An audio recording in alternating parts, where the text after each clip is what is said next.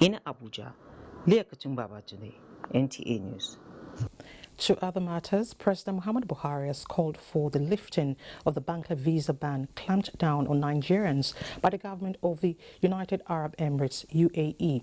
The president canvassed this position during a telephone conversation with the president of the United Arab Emirates, Sheikh Mohammed bin Zayed Al Nahyan on the death of his mother-in-law, and important issues of mutual concerns between the two countries also came up. He noted that recent bilateral relations granted, which generated by consular issues relating to the behavior of some Nigerians in the UAE, are being ironed out, explaining that no country, including Nigeria, will condone illegal behaviors. The statement by the Senior Special Assistant to the on Media and Publicity, Garba Shehu, says President Buhari expressed the readiness of the Nigerian government to apply necessary sanctions through a proper judicial process against anyone identified to have committed criminal acts in the UAE, noting that the issue be handled by relevant security and intelligence agencies of the two countries. President Buhari also requested a resumption of the suspended operations of Emirates Airline in the country, assuring the UAE leader that the issue of Emirates Fund is receiving appropriate attention alongside those of other foreign airlines operating in Nigeria. Now, the 22-member Presidential Transition Council constituted by President Muhammadu Buhari has been inaugurated to facilitate and manage the 2023 Presidential Transition Program. Secretary to the Government of the Federation, Boss Mustafa, who inaugurated the council, says President Buhari expects states to replicate the transition process. Mitari Ikben tells us more. To build a nation. This Presidential Transition Council is a product of Executive Order 14 of 2023. Its chairperson, Boss Mustafa, describes the council as a demonstration of President Buhari's commitment to hand over power to the next president and strengthen key governance institutions that support Nigeria's democratic process. The council shall have all powers necessary for the execution of its functions under this executive order and shall conduct its business in line with national ethics as espoused in Section 23 of the Constitution. The presidential... I will do everything within my power to ensure we meet the expectations of Mr. President. I enjoin each of us to put in even more effort in ensuring the next administration receives every support needed to make an early and a quick start.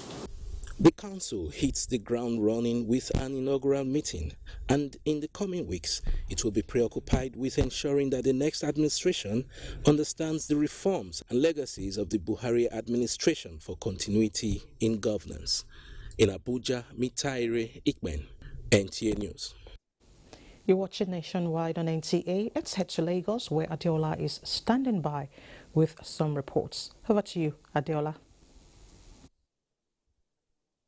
Thank you, Elizabeth. February 14 is described as Lovers' Day, a day set aside to celebrate love in its entirety. Lagosians are not left out, and Annie Daniels says they wished they could have more. Valentine's Day, celebrated on the 14th of February every year, originated as a Christian feast day in honor of a Christian martyr, Saint Valentine. Soldiers were forbidden to marry so that they would be able to concentrate on their military duties.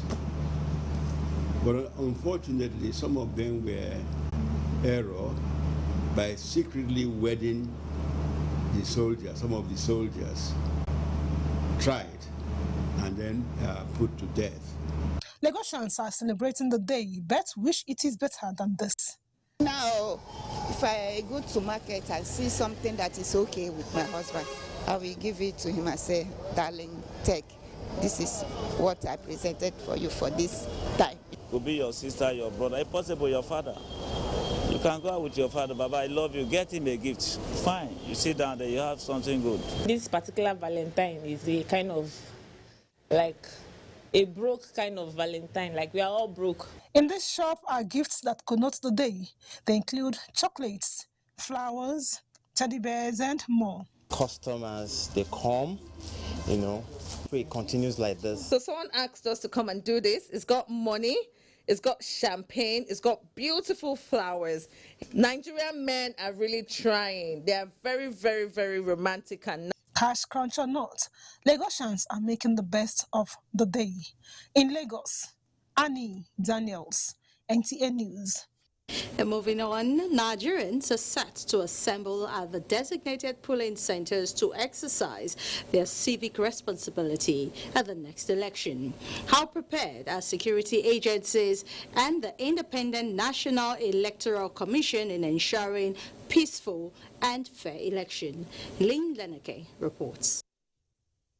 On February 25, Nigerians will have the opportunity to news preparations by the relevant authorities are doing to demonstrate the level of preparedness of the Independent National Electoral Commissions.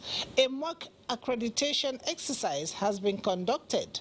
The process, which was a success, has been commended by many. They're really prepared and everything is well organized. There was no any delay in it. It is very fast. Although INEC has pledged to hold free, fair and credible elections across the country, Nigerians preparing to exercise their rights to vote in a few weeks are hoping INEC will deliver on its repeated promises. In Lagos, security agencies are already working around the clock on strategies to ensure watertight security to achieve a non-violent exercise. We're working with other agencies and we have different mandates within the election security. We are as good as fully prepared for the elections, and with their support, when I say their support, giving us timely information about what's going on around them, we'll be able to pull this off. If the government is able to put a strategy in place to the extent that political talks and thuggery before, during, and after election are caged, attempt to the barest minimum, I can tell you with all audacity that 90% of electoral violence, electoral malpractices, electoral fraud would have been resolved. Security authorities have also issued strong warnings to those intending to stir up trouble not to engage in activity could jeopardize the peaceful atmosphere during the elections. Voters, on the other hand, are not relenting in playing their part in ensuring a smooth process. In Lagos, Lynn Leneke, NTA News. Those are the reports from Lagos for now. Do not forget to follow this news broadcast live on our website at nta.ng/live and on our other social media handles displayed on the screen for updates. Nationwide will continue with Salamatu in Kaduna. When we return from this break, Haruna, Bisi, Akman, Unduka, how will I want to do on election day? On election day, I go take my PVC. When I reach where they vote to, I go put my hand for Tinubu. People of Nigeria, make we all come out on election day and vote Asiwaju Bola Tinubu as president. Make Nigeria for better. Make you put your hand for APC, the party where show broom. Not forget, oh, now broom you go put your hand in. Bam! Okay, I go take my PVC. When I reach where they vote to, I go put my hand for Tinubu. The new Milo 3-in-1 Milky and Creamy is truly milky and contains calcium. So, no need to add milk for that rich, creamy cup, which helps to nourish and energize your kids. Milo 3-in-1 is such a smart choice. Milo, energy to go further. Candidates who are interested in gaining admission into NTA Television College JOS for the 2022-2023 two-year National Innovation Diploma Program are to apply for admission through the Joint Admissions and Matriculation Board JAMB. Courses available at the college include Film and Television Production, Broadcast Journalism, and Television Engineering Technology. Interested candidates must have a minimum of 5 O-level credits in relevant subjects including English and mathematics. They must also have a minimum score of 100. To every politician, as the campaigns gain momentum and passions begin to rise, remember the errors of your opponents and bring succor. Nigeria is in dire need of patriotic leaders at all levels, leaders who will make national development their priority. Concentrate on telling the electorate what you intend to do when you get in. The 2023 general elections, Administrative Secretary, Independent National Electoral Commission, Kaduna State Office, Awal Muhammad Mashi stated this at stakeholders meeting in Kaduna. Let's hear more from Dauda Muhammad. While Nigerians are still counting days to the 2023 general elections, the Independent National Electoral Commission is doing all within its mandate for the successful conduct of the elections. We have been having enlightenment sessions all through, right from the top to the bottom. The Independent National Electoral Commission, Kaduna State Office, is holding meetings with relevant stakeholders, including traditional institutions, religious leaders, security agencies, road transport workers, media organizations, among others, to brief them on the level of preparedness for the elections. Issues concerning bimodal voter accreditation system (BVAS) were discussed. That we are going to give an election the like of which has never ever been seen, and that this will be possible because of the use of the BVAS machine. I think it's very unique in the sense that it's the first time in Africa that such a machine is being used, and that machine is predicated upon one man, one vote. INEC says the stakeholders' engagement will be a continuous exercise. Dauda Mohammed, NTA News. Away from electoral matters, in addition to imparting knowledge and values to the society, Islamic scholars in Kaduna are making moves to become entrepreneurs. To actualize this initiative, an Islamic organization, Al-Nasr Victory of Nigeria, has trained about 800 Islamic scholars from across the state. Haruna Muhammad reports.